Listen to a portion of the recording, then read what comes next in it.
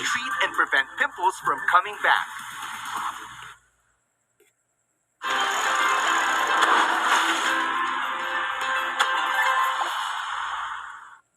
We finally have a trailer for the live-action One Piece, and we need to talk about it because of reasons. I'll say right now that I have, let's say, mixed to positive feelings towards the trailer. I can't honestly say that I was blown away, but I do think there's some definite potential here. Although I do have one quite negative opinion, but we'll save that for later. One big announcement first is that we've also gotten a release date for the series, which is the 31st of August. So it's about 2.5 months away. Close, very close. That time is just going to snap by. I've said this before, but the big challenge of bringing One Piece to life was never about finding the actors. This world is so full of many hard-working and talented individuals that so long as casting does their job right, it was always going to be fine. And that's why I've been quiet on live action for quite a while, because all we've had to work with are extensive cast announcements, which honestly they don't really matter to me. But the colossal burden from my perspective was always going to be how they bring this world to life, because even the very best actors are completely at the mercy of the world supporting them. The way I like to think about it is that it's pretty difficult to stand if you don't have a flaw. And in regards to this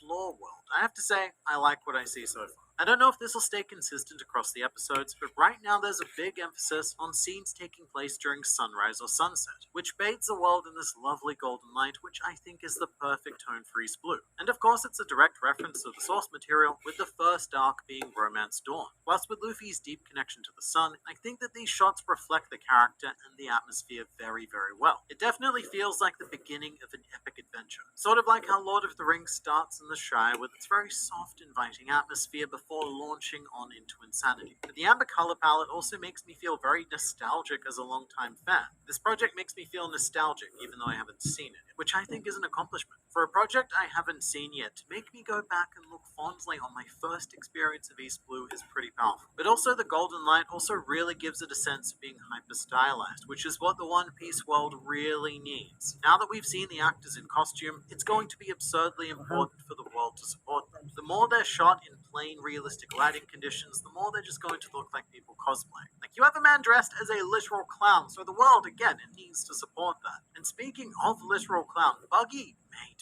he was by far my favorite part of this trailer. It's a very quick shot, but I love the costume, I love the performance, I love the laugh, and I love the atmosphere around him. Everything about it is perfect. I'm 100% on board with this Buggy and eager to see more of him. But even the regular characters, like say your Zoros and your Namis, they look very not realistic. Because there are some clear unnatural elements like the hair, mostly the hair actually. But something I'm very thankful for is that it doesn't look like the live action is going for a naturalistic feel. I think they've made the decision to just abandon reality and have One Piece inhabit its own space, which is quite high risk, high reward. High risk because, honestly, look, some people are just not gonna gel with it. In fact, I've seen this comment quite a few times following the trailer, but there's this sense of the show simultaneously looking super expensive, but also super cheap. But also, the origins of One Piece come from that exact same place. There are many people who never give this series a chance because the art style is deemed to be childish and off-putting. So in many ways, the show seems to be remaining quite true to that. But the big question is, will the content of the world be strong enough to sustain that like it is in the manga? With that in mind, we do actually get to see some content. We finally get to see some actual acting in this trailer. We'll say the trailer is very Luffy heavy with a bit of a side of Nami and Zoro. Not a lot from Usopp and Sanji at this stage, but that's fine for now. And I think I really like Inaki Godoy's Luffy. I say I think because it's hard to hear someone else saying that they'll become the king of the pirates after roughly 2 decades of listening to Mayumi Tanaka say it. But from what we see in the trailer, I think that Inaki is nailing the intense optimism that Luffy embodies. And I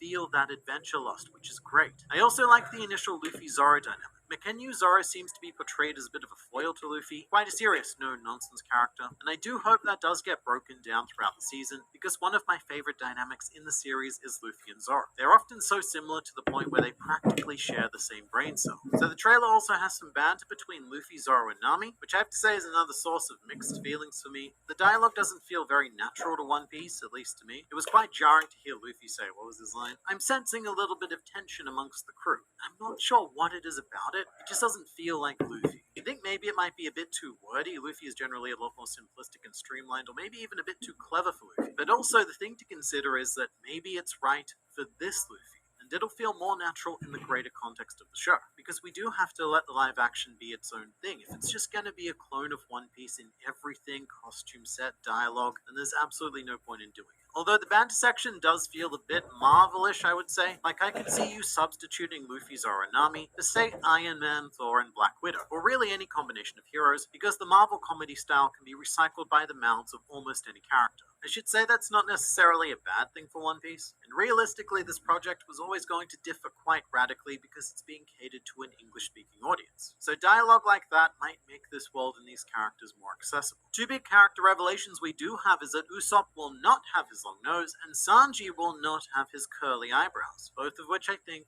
are fine. I mean, the eyebrow might have worked in this wacky world. There are definitely stranger things that we've seen, but I think that cancelling the nose is a very good decision for live action. But let's talk about a big concern I have, which is CGI. We have two big moments of CGI in the trailer, one of which is the Lord of the Coast, in a scene where you can also see the back of Shanks' head. And I have to say, I was pretty impressed by this. The Lord of the Coast looks big, intimidating, and I think nails the line between realistic and the crazy, wacky cartoon original design. With CGI, it's definitely a lot easier to get away with non-human creatures. There's no sense of uncanny because it's a fictional sea monster. So our imaginations don't scrutinize said fictional sea monster too hard. When it comes to humans, though, I find that it's the exact opposite. The trailer ends with Luffy doing the trademark Gum Gum pistol, which looks to be the finishing move on Alvida, and I definitely have mixed feelings on this. When I saw it, I did cringe a little bit because the fist looks pretty obviously fake, and that's with the benefit of darkness as well. It's interesting to note that the Alvida fight scene takes place at night here, and that might be intentional to sort of help the CGI out, or it might just be to break up the atmosphere of the episode because darkness creates drama. But it does make me fear for what the stretching might look like in broad daylight fully exposed. Because from what we've seen here,